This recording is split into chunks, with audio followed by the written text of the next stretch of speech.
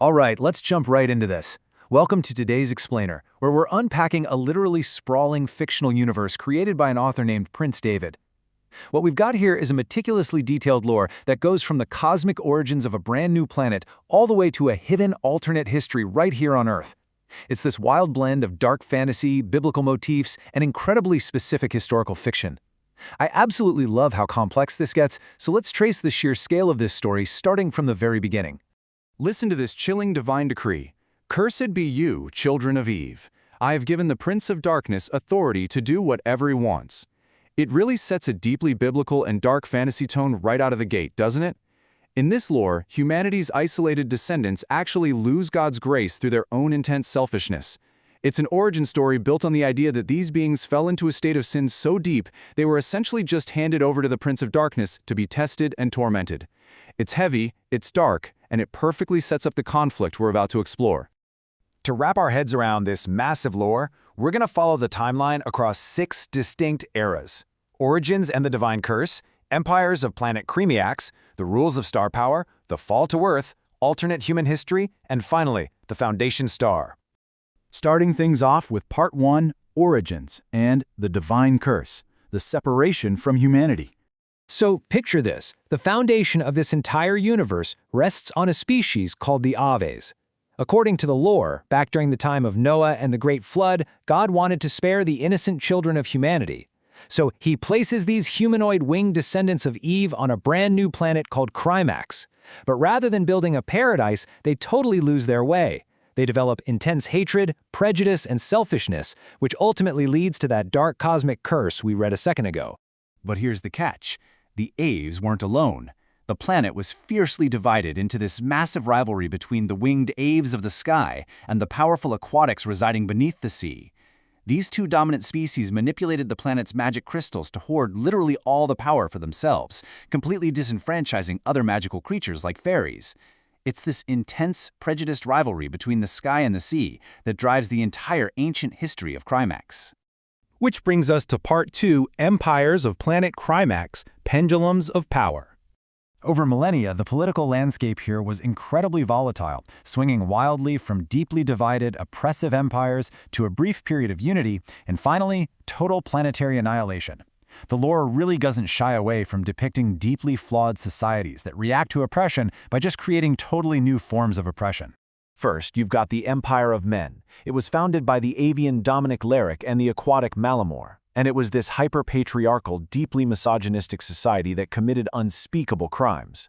But then, an avian monarch's daughter named Yosevinia overthrows her father. However, instead of establishing equality, she creates the Archy. This was an equally extreme, hypermatriarchal, and completely misandrist order, where male creatures were essentially imprisoned from birth for the sins of their ancestors. It's just a brutal cycle of retaliation. It finally looks like they might catch a break, with a character named Finzeros. Being born of both avian and aquatic blood, he was initially hunted as an abomination by both sides. But Finzeros actually manages to overthrow these corrupt systems and unite the planet under the United Kingdoms of Krymax. He even reunites the fractured magic crystals. Unfortunately, though, the damage was already done. The magic remained fundamentally broken and unbalanced forever. All right, Part 3, the Rules of Star Power, Lucifer's Twisted Gift. We really can't understand this universe without looking at the incredibly dark magic system introduced by Lucifer himself. These twisted conditions make star power way less of a blessing and much more of a psychological curse. Lucifer grants this power to 7 stars across 7 tribes, but the power itself is a living, sadistic entity. It makes the host feel intense agony, and if their emotions become unstable, they unleash massive destructive forces. But here is the most crucial, terrifying rule. If a star dies while crying or deeply depressed, that tribe's power is lost permanently. And if all the stars are lost, the entire species goes extinct.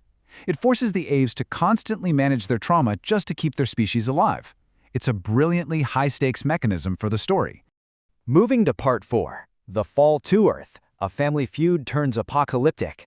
Sadly, this delicate balance of power gets completely shattered. Imagine a family argument getting so out of hand that it literally shatters a planet.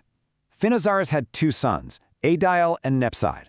When their mother falls gravely ill, Adile, who actually possesses healing powers, is unable to save her without sacrificing his own life, and she tragically dies. Nepside completely misunderstands the situation. Consumed by grief and rage, he sparks a massive global war against his brother's faction. What starts as a heartbreaking family feud escalates into a literal planetary apocalypse. Planet Krymax is destroyed, forcing the surviving Aves, aquatics, and other creatures to crash land right here on Earth.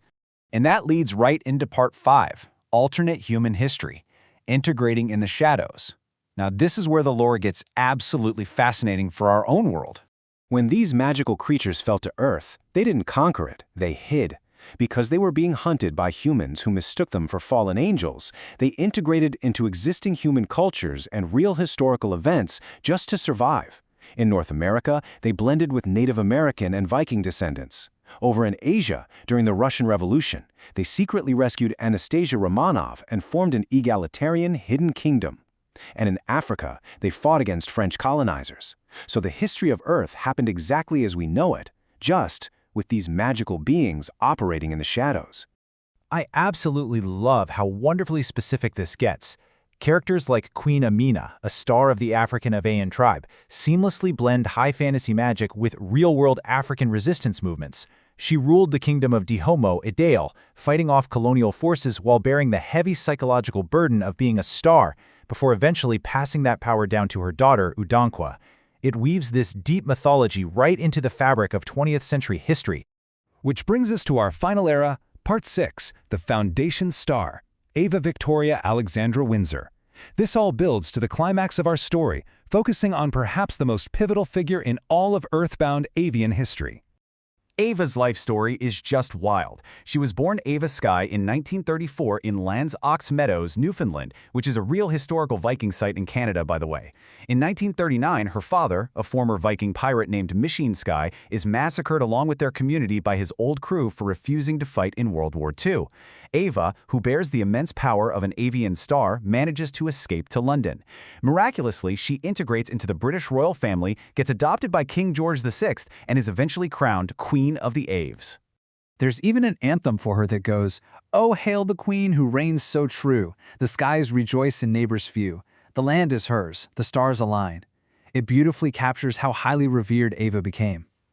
After centuries of hiding and surviving near extinction, Ava used her position within the British royal family to finally secure a real safe haven for her people. By uniting the scattered, traumatized tribes and creating the protected dominion of Betaha, Ava totally changed the course of their history. She even mentored the next generation, taking the African star Udankwa under her wing. By doing this, she truly earned her legendary title as the Foundation Star. It's a pretty powerful testament to resilience, giving a cursed, homeless species a real foundation on Earth to finally thrive. But here's the catch, and this is where the lore gets incredibly tense. Nepside, the immortal aquatic king who destroyed Krymax in the first place? Yeah, he's still alive. And remember the rule of star power? He is secretly wandering through human history, hunting down the remaining stars, just waiting until they are depressed or crying so he can kill them and erase their tribes permanently. So, with immortal enemies still lurking in the shadows of our own history, we have to ask, is this alternate Earth a true sanctuary for the Aves, or is it just the final battleground?